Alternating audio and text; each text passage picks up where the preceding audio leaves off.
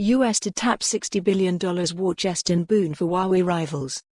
The newly christened U.S. International Development Finance Corporation will invest in alternatives to Huawei and ZTE. The U.S. has been warning other countries not to buy telecommunications gear from China's Huawei Technologies company and ZTE Corporation. The government will soon put real money behind the effort. A new agency, called the U.S. International Development Finance Corporation, plans to tap some of its $60 billion budget to help developing countries and businesses purchase equipment from other companies. The U.S. is very focused on ensuring there's a viable alternative to Huawei and ZTE.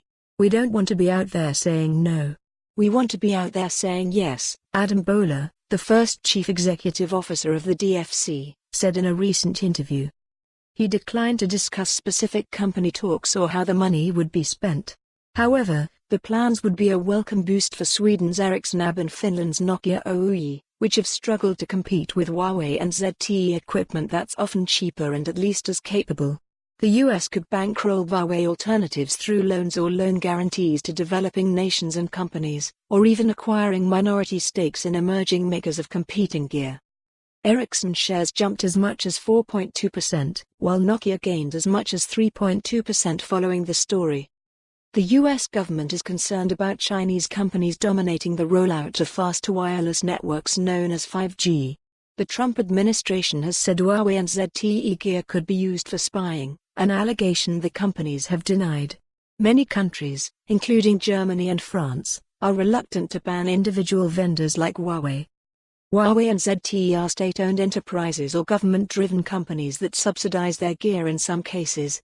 The price is decent, Boehler said. Longer term, what is the cost of that? You shouldn't think as a sovereign country from a short-term pricing perspective. Our focus is having people understand what they're giving up and whether it's worth it to save some money in the short term. It's not. The DFC was created last year to provide development financing to lower-income and middle-income countries, which covers about half the world. It's charged with helping to advance U.S. foreign policy by countering the growing influence of authoritarian regimes and expects to be fully authorized and funded by Congress in coming months. The DFC's $60 billion investment cap is more than twice the size of its predecessor. The new agency can take minority equity stakes in companies, a new tool beyond existing capabilities that includes low. For more on this story, visit the news article link.